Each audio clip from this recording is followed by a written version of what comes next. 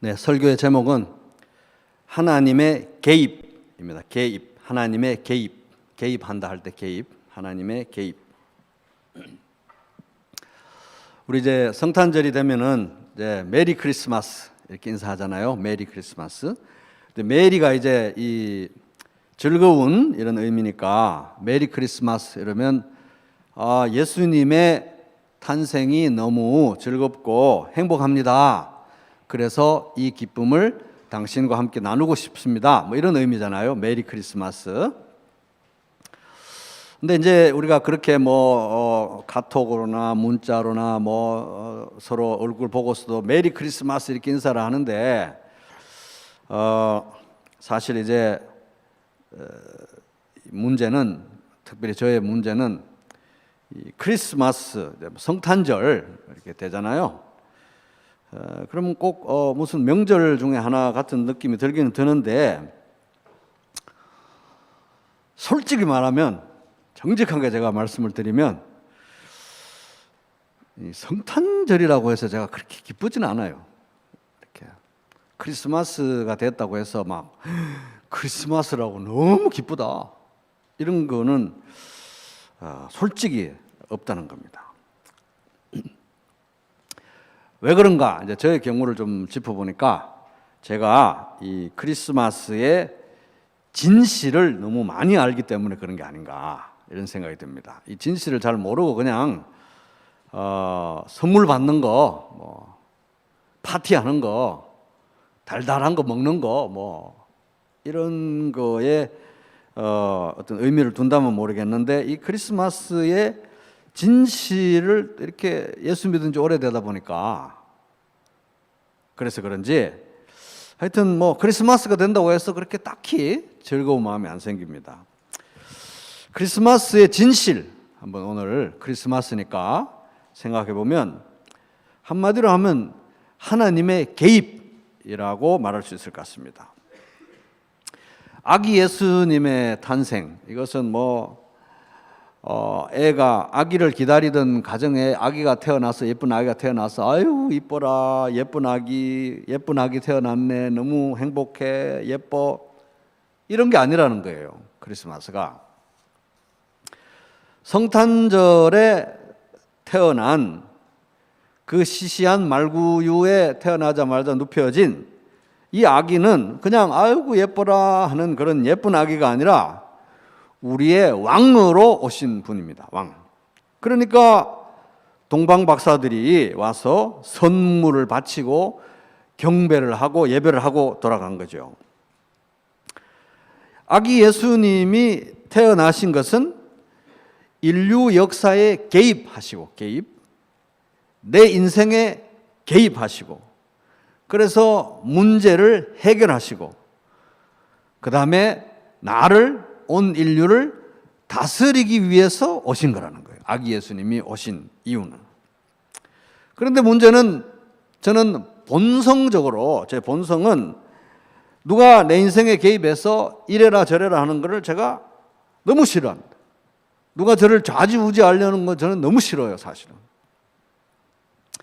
문제가 골마서 터져가지고, 문제가 골마 터져서 죽을 지경이 되더라도 정말 할 수만 있다면 제가 알아서 해결하고 싶고, 그래서 내 인생에 누가 개입을 안 하고 내 마음대로 했으면 좋겠어요. 그런데 아기 예수님의 탄생은 그냥 예쁜 아기, 귀여운 아기, 행복한 아기로 오신 게 아니라 왕으로 오신 거니까, 이게 이제 크리스마스의 진실을 우리가 생각하면 이게 본성적으로 크리스마스가 자동적으로 기쁜 그런 날은 아니라는 거예요. 크리스마스 진실은 이게 하나님의 개입이라는 겁니다. 내 인생에 대해서, 우리 인류의 역사에 대해서.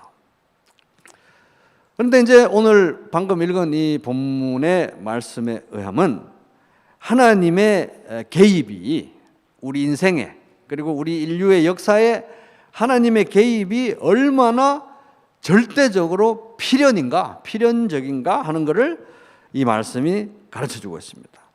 인류 역사에 대해서, 또 각자의 우리 인생에 대해서 하나님이 개입하시는 것은 선택사항이 아니고 절대적 필연이다. 이런 것을 말씀이 얘기하고 있습니다.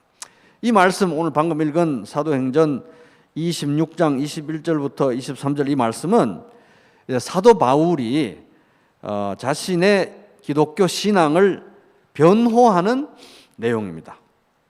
그 당시 이제 유대인들이 기독교를 혐오하고 있었죠. 혐오하고 있고 기독교 신앙을 전파하는 바울을 죽이려고 했고 또 그러다 보니까 정말 그 적대적인 환경 가운데 있었는데 그럼에도 불구하고 사도 바울은 자기가 이 복음을 전할 수밖에 없다. 이 기독교 신앙을 전파할 수밖에 없다. 왜? 하나님의 개입이 인류 역사에 대해서 내 인생에 대해서 하나님의 개입이 절대적인 필연이기 때문이다. 그래서 그렇다. 이제 이 내용이 오늘 본문의 내용입니다. 그러니까 이제 오늘 이 말씀은 바울이 기독교 혐오의 이 적대적 환경에서 그것도 죄수의 신분으로 자신의 신앙을 변호한 내용이니까 오늘날 이제 우리 이 기독교 혐오의 시대, 교회에 대한 증오가 가득한 이 시대, 복음에 대한 조롱이 가득한 이 시대에 오늘 성탄절을 맞이하는 우리들에게 시대가 이러함에도 불구하고 우리가 이 세상에 내어놓아야 될 중심적인 메시지가 뭐냐를 이 말씀이 보여준다는 것입니다. 그래서 사도행전 26장 21절 보면 오늘 본문 유대인들이 성전에서 나를 잡아 죽이고자 하였으나 그래서 당시에 유대인들은 이 기독교에 대해서 신앙에 대해서 혐오가 아주 하늘을 찌르고 있었는데 그런 가운데서도 바울은 목숨을 걸고 복음을 전할 수밖에 없었다. 왜? 그것이 바로 22절 보면 선지자와 모세의 기록된 것이 바로 그것이다. 근데 여기 이제 선지자와 모세라는 말은 성경을 대변하는 당시에 이제 구약 성경을 대변하는 말입니다. 그래서 22절 같이 한번 읽어볼까요? 시작. 하나님의 도우심을 받아 내가 오늘까지 서서 높고 낮은 사람 앞에서 증언하는 것은 선지자들과 모세가 반드시 되리라고 말한 것밖에 없으니. 그래서 선지자들과 모세 이거는 이제 성경 전체를 대변하는 말입니다. 그래서 성경 전체가 말하는 게 바로 이거기 때문에 하나님의 개입이기 때문에 내가 말할 수밖에 없다 하는 겁니다.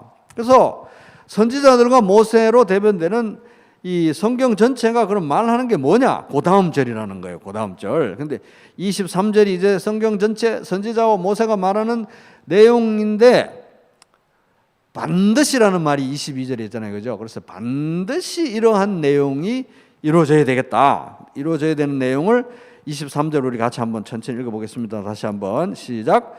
곧 그리스도가 고난을 받으실 것과 죽은 자 가운데서 먼저 다시 살아나서 이스라엘과 이방인들에게 빛을 전하시리라 함이니이다. 그래서 반드시 성경 전체에 의하면 성경 전체가 반드시 필연적으로 이루어져야 된다고 말하는 거. 그러니까 구약 성경 이 당시에 바울이 구약 성경 읽고 있었는데 구약 성경 전체가 너무나 또렷하게 가리키면서 이거는 꼭 이루어져야 된다. 구약 성경의 필연적인 결말이다. 지향점이다라고 말했던 내용이 23절 내용이라는 거예요. 그러니까 예수님의 십자가 죽음, 그 다음에 예수님의 부활, 그리고 이스라엘과 이방이니까 온 인류잖아요. 온 인류의 하나님의 구원, 예수 그리스도의 구원이 이 어둠 가운데 있는 세상에 빛으로 비춰지는 것, 이것이 이제 반드시 이루어져야 될 필연이라는 거예요. 그리고 이 모든 일의 시작점, 구체적인 어떤 역사적인 시작점, 그게 바로 이제 예수님의 성육신, 탄생이죠. 그죠? 크리스마스에 일어났던 이 탄생, 이런 것들은 반드시 이루어져야 된다. 필연적으로 이루어져야 된다 하는 겁니다. 그래서 여러분 이제 우리가 구약 성경에 보면은 아브라함 이야기도 있고 이삭 이야기도 있고 야곱 이야기도 있고 모세 이야기도 있고 다윗 이야기도 있고 여러 사람 이야기가 나오고 마치 어떻게 보면 이스라엘의 역사책 같지만 그 모든 세부 사항과 그 모든 이야기의 흐름 자체가 반드시 한번 따라해 볼까요? 반드시 이런 일로 결말 맺어져야 된다. 귀결돼야 된다 하는 것입니다.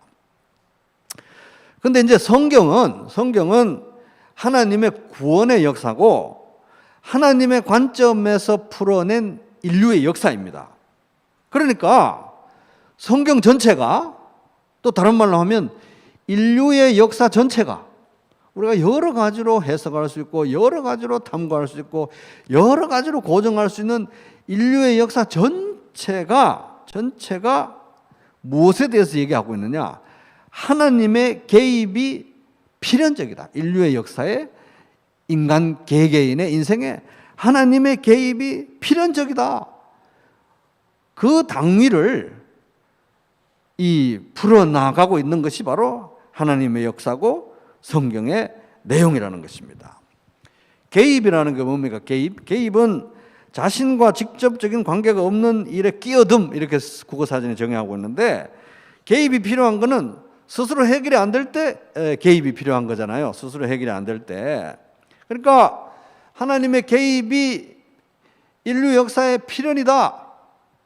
개인의 인생의 필연이다. 이 말은 우리 인류에게, 우리 각 개인에게 오늘날 우리 이 대한민국 사회 안에 하나님만이 해결할 수 있는, 절대로 인간이 해결할 수 없는 치명적인 결함과 문제가 있다는 것을 인류 역사 자체가 드러내고 있고 한 개인의 인생 자체가 드러내고 있고 성경이 쭉 일관되게 얘기하고 있는 내용이라는 것입니다. 그 문제가 이제 23절에 전제되어 있는 거죠. 예수님의 죽음. 누군가 죽어야 끝이 나는 역사인데 하나님이 인간을 너무 사랑하시니까 하나님이 죽을 수밖에 없는 그런 역사의 필연으로 흘러가고 있다. 하나님의 아들의 죽음으로만 해결할 수 있는 치명적 문제가 있다. 하나님의 아들의 부활만이 해결할 수 있는 치명적 문제가 있다. 이것을 성경이 정언하고 인류의 역사 자체가 너무나 명백하게 보여주고 있고 우리 각 개인의 인생이 우리 각자 경험해서 알겠지만 너무 구체적으로 경험하고 있다는 것입니다. 이 문제의 이 핵심적인 문제를 한 단어로 한 글자로 하면 뭐죠? 죄잖아요. 죄. 모든 사람이 죄를 범하였음에 하나님의 영광에 이르지 못하더니. 로마서 3장 23절. 이 죄의 문제를 이렇게 좀 풀어서 얘기합니다. 바울이. 성경에 이렇게 기록되어 있습니다. 의인은 없다. 한 사람도 없다. 깨닫는 사람도 없고 하나님을 찾는 사람도 없다. 모두가 곁길로 빠져서 쓸모가 없게 되었다. 선한 일을 하는 사람은 없다. 한 사람도 없다. 그들의 목구멍은 열린 무덤이다. 혀는 사람을 속인다. 입술에는 독사의 독이 있다. 입에는 저주와 독설이 가득하다. 발은 피를 흘리는 일에 빠르며 그들이 가는 길에는 파멸과 비참함이 있다. 그들은 평화의 길을 알지 못한다. 그들의 눈에는 하나님을 두려워하는 빛이 없다. 로마서 3장 10절에서 18절 세 번역입니다. 그러니까 이 크리스마스의 진실은 한마디로 하면 하나님의 개입인 거예요. 인류 역사에 그냥 인류 역사가 흘러가서 다 멸망으로 가도록 내버려 두지 않고 흘러가도록 내버려 두지 않고 하나님의 아들이 어느 역사선상에 오신 거잖아요. 그죠? 하나님이 개입이 바로 크리스마스의 사실은 진실이라는 겁니다. 죽음과 어둠으로 가득한 우리 각자의 인생에 그리고 인류의 역사에 그러니까 각자의 죄악과 어둠의 총합이 인류의 역사잖아요. 그죠? 인류의 역사는 그리고 n분의 1로 나누면 우리 각자의 어둠과 죄악인 것입니다. 그 역사에 하나님이 개입을 하셨는데 어떻게 개입하셨느냐? 23절의 내용이라는 거예요. 다시 한번 읽어보겠습니다. 시작. 곧 그리스도가 고난을 받으실 것과 죽은 자 가운데서 먼저 다시 살아나사 이스라엘과 이방인들에게 빛을 전하시리라 함이니라. 이게 하나님께서 인류의 역사에 나의 인생에 개입하신 방법이라는 거예요. 십자가를 통해서, 부활을 통해서, 그리고 이 교회가 하나님의 사람들이 전하는 복음을 통해서 개입하셨다는 것입니다. 개입하셨고 지금도 쭉 개입하고 계신다는 거예요. 그리고 예수님이 2000년 전에 이 땅에 오심으로써 그 개입이 구체적으로 이제 성취된 거잖아요. 지금도 쭉 개입하고 계시는데 개입이 완성되고 완전한 개입이 일어나는 때가 언제냐? 예수님이 다시 올 때라는 거예요. 개입.